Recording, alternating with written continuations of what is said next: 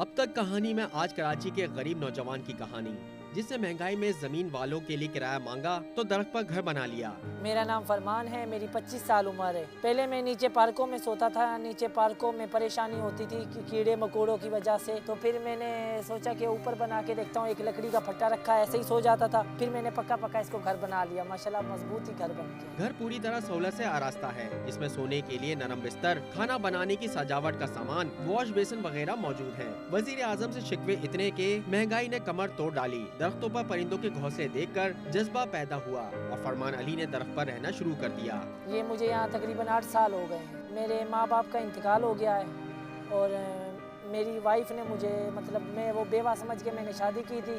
उसने मेरे साथ धोखा किया। घर का जो भंगोरिया गोट में हम दोनों किराए पे अम्मी के साथ रहता था सबसे पहले, तो वहाँ से रातों रात सामान वगैरह छोटा मोटा सामान और अम्मी का जो कंगन थे सोने के वो और अपना घर का जेवर और हमारा जेवर सारा रातों रात लेके गायब हो गए। बाद में कोर्ट से पता चला है कि कार्ड आया कि लड़की को इन्होंने मारा है, कि घर से निकाल दिया। ऐसा कुछ भी नहीं था, फराडिया थे वो लोग। तो फिर उसके बाद ये अभी मेरा केस चल रहा है सिटी कोर्ट में।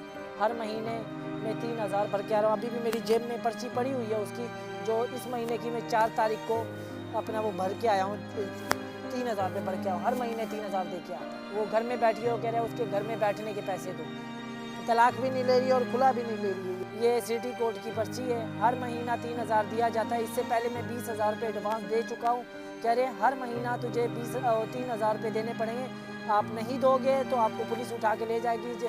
मुझे जज भी डर आता है और वकील भी बोलते हैं इसको आप थाने में डाल दो, थाने में डाल दो। जब भी मैं पेशी पे जाता हूँ तो मैं कहता हूँ मेरा ओरिजिनल एनआईसी दोगे तो मैं काम पे लग के ना कमाऊंगा ना। अभी मेरे पास ओरिजिनल सिनास्टी कार्ड नहीं और सिटी कोर्ट वालों ने मेरा जमा किया हुआ है। इससे पहले किराए के मकान में वालदा और अपनी बीवी के साथ जिंदगी गुजार रहा था। बेरोजगारी ने गलबा डाला। वालदा के इंतकाल के बाद बीवी भी छोड़कर चली गई। अब एक बहन भी बैठी हुई। अम्मी के इंतकाल के बाद अब बहन बैठी, अब उसका करना पूरा है।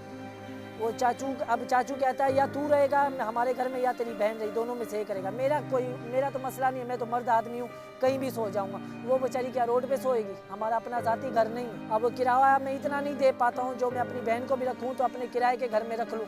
किराए का समझ में किराए का दे ही नहीं सकता हूँ मैं इतना। 10,000 भी अब मैं उसको अपनी बहन को 10,000 देता हूँ चाचू को, तो चाचू ने इसलिए उसको रखा हुआ है। नहीं तो वो बोलता ले जा इसको, पैसे नहीं देगा तो ले जा इसको। और फिर इस दरख्त ने ही सहारा दिया। गाड़ियों की सफाई करके खाने के पैसे अगर हो जाए तो ठीक, वरना फलाही किचन से खा लेता है। छोटा सा आया था ना, तब से काम पे लगा हूँ। लोगों के घरों में बर्तन मैंने धोए, गाड़ियाँ मैंने साफ करी। अब भी गलियों में झाड़ू मैं लगाता हूँ, गाड़ियाँ मैं साफ करता हूँ। मोहल्ले वालों का छोटा मोटा काम होता है सारा वो मैं ही करता हूँ। किसी ने 100 दे दिए, किसी ने अपनी खुशी से 1000 भी दे दिए।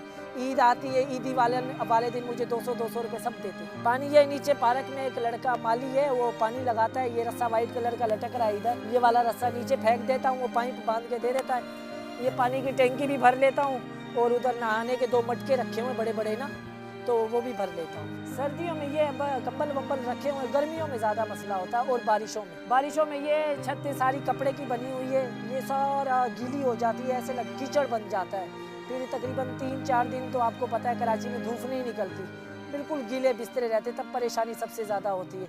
इस गद्दे के नीचे मैंने एक वो जो फ्रिज पे चढ़ाते हैं शापर, वो रखी हुई है। बारिशें आती तो ओढ़ के लेट जाता हूँ मैं नीचे, क्योंकि नीचे ज़मीन पे पार्कों में सो नहीं सकता, तो बारिश वाले दिन कीड़े ज़्यादा निकल आते, तो इसलिए ये सेफ्टी की जगह यही सो जाता हूँ मैं ऊपर होकर। महंगाई ने इंसान को पत्थरों के दौर में पहुंचा दिया है। फरमान जैसे कई गुमनाम लोग अपनी जिंदगी से शिकवा करते होंगे, लेकिन जीने का नाम ही जिंदगी है। नहीं, मैं बिल्कुल शुरू से ही नहीं पढ़ा लिखा, क्योंकि अम्मी जब घर में सिलाई का काम करती थी और मैं मोटरसाइकिलों का छोटा मोटा काम कर लिया, ये छोटे मोटे काम करके हम गुजारा करते थे। फिर अम्मी की तबीयत ख़राब होने लग गई तो फिर उधर हमारे गांव में कोई ऐसा नहीं था कुछ कमाने वमाने का, ना कोई ज़मीन थी ना जायदाद थी, कुछ भी नहीं थी। बस फिर मैं और अम्मी तब से यहाँ आए। मैं छोटा सा तभी आया, जब से ही नहीं पढ़ा हूँ।